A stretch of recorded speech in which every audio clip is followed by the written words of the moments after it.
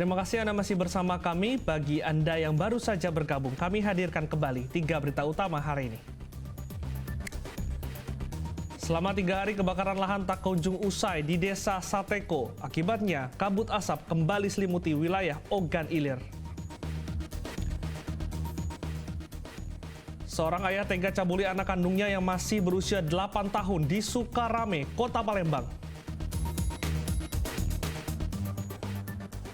Ratusan warga Kota Palembang gelar aksi bela Palestina di Bundaran Air Mancur, Kota Palembang. Massa mendesak pemerintah untuk meminta PBB agar menghentikan serangan Israel ke Palestina.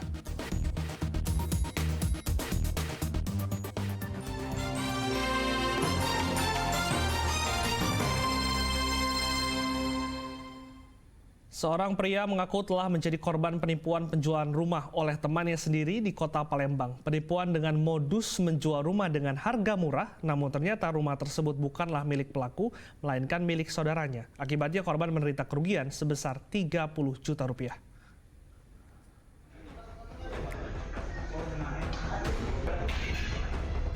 Dengan raut wajah kecewa, pria bernama Norman Ihsan mendatangi sentra pelayanan kepolisian terpadu Polrestabes Palembang. Ia mengaku telah menjadi korban penipuan penjualan rumah oleh temannya sendiri. Akibatnya korban menderita kerugian sebesar 30 juta rupiah. Kejadian bermula saat pelaku menawarkan rumah miliknya dijual dengan harga murah sebesar 100 juta rupiah. Untuk meyakinkan korban, pelaku memperlihatkan sertifikat rumah yang akan dijual di kawasan Jalan Jepang Kalidoni. Korban yang tertarik tanpa pikir panjang, lalu memberikan uang muka sebesar 30 juta rupiah. Sampai akhirnya korban menyadari bahwa rumah itu bukan milik pelaku, melainkan milik saudaranya. Berarti total berapa? Sudah total 30. Rumahnya sudah kita lihat? Sudah, Pak. Ada rumahnya? Ada. Nah, yang itu orangnya kemana? Ternyata rumah itu rumah kakaknya. Oh, rumah kakaknya, bukan rumah dia? Bukan, karena rumahnya itu bersampingan. Oh, rumah kakaknya yang ditawari berarti? Iya.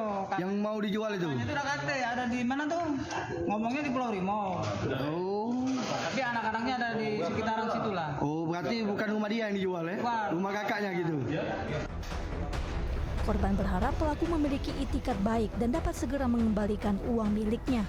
Sampai saat ini korban tidak mengetahui keberadaan pelaku yang menghilang usai kejadian. Sementara kasus penipuan ini masih dalam penyelidikan polisi. Dedi Irwansyah melaporkan dari Kota Palembang. Naiknya sejumlah harga kebutuhan pokok berimbas pada para perajin batu bata di Kabupaten Ogan Komering Ulu Timur. Pasalnya, sudah 2 bulan ini perajin batu bata mengaku sepi pembeli. Akibatnya pendapatan mereka pun anjlok hingga 50% lebih. Sudah hampir 2 bulan, para perajin batu bata di Desa Banumas, Kecamatan Buaya Pemuka Peliung, Ogan Komering Ulu Timur sepi pesanan. Tingginya harga kebutuhan pokok dan banyaknya petani yang gagal panen dampak kemarau panjang membuat warga terpaksa menunda pembangunan. Kondisi ini berimbas pada anjloknya pendapatan para perajin batu bata hingga mencapai 50% lebih. Jika dalam kondisi normal, para perajin batu bata dapat menjual 30 hingga 40 ribu batu bata per minggu. Namun kini perajin hanya dapat menjual kurang dari 20 ribu batu bata per minggu. Situasi ini membuat para perajin batu bata terpaksa mengurangi produksi mereka. Ya, kendalanya penjualan. Harga gimana Pak harga? Harga 400 pecah sekarang. Untuk modal sendiri Pak? Modalnya kalau dihitung-hitung itu 4 itu lebih 400. 400 lebih Pak ya, dari mulai kayu segala macam Pak ya. Untuk harga juga sekarang berapa Pak bata Pak? Pasaran itu 38. 38. Jadi rata-rata rugi Pak ya? Iya, rugi. Para perajin batu bata berharap pemerintah dapat menstabilkan harga agar pendapatan mereka kembali normal. Sebab jika kondisi ini terus berlangsung, maka dapat dipastikan para perajin batu bata di Desa Banumas ini terancam gulung tikar. Dedi Irwansyah melaporkan dari Kabupaten Ogan Komering Ulu Timur. Harga beras kian hari mengalami kenaikan di Kota Palembang. Harga beras jenis medium kembali mengalami kenaikan sebesar Rp500 hingga Rp1.000 per kilogramnya. Para pedagang kini dibatasi pembelian beras jenis medium oleh pihak distributor.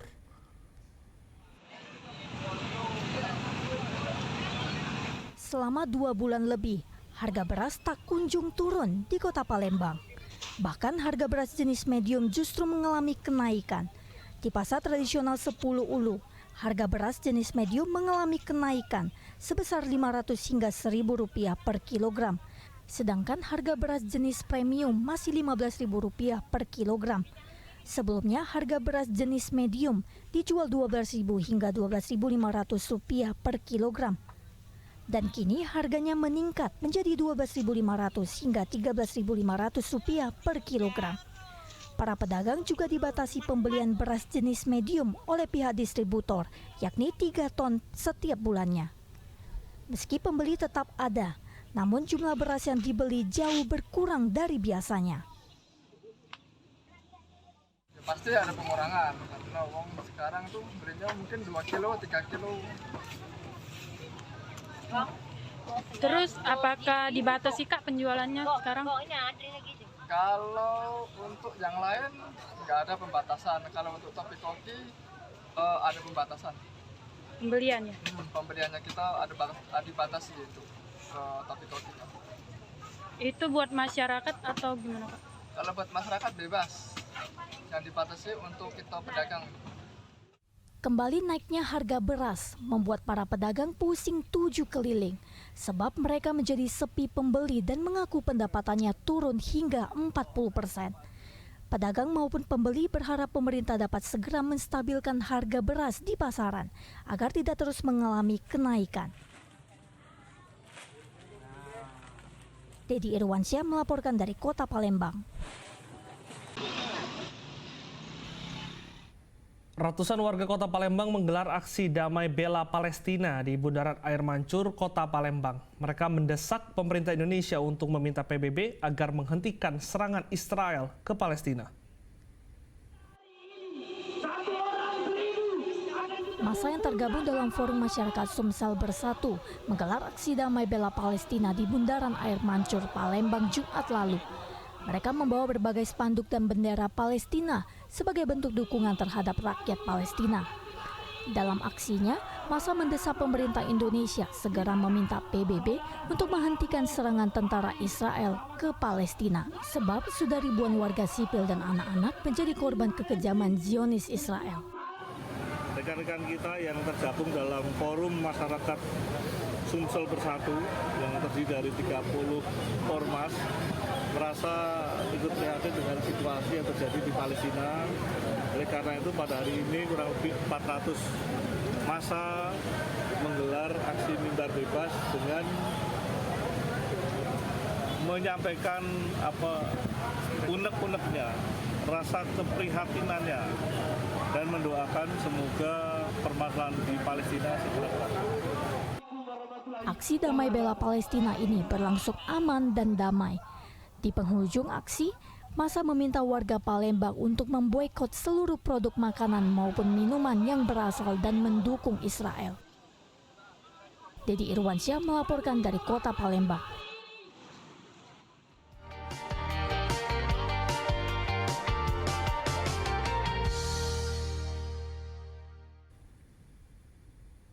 Laporan tersebut mengakhiri berita Palembang hari ini. Saya Glenn Joshua berterima kasih atas perhatian dan kebersamaan Anda. Selamat beraktivitas dan sampai jumpa.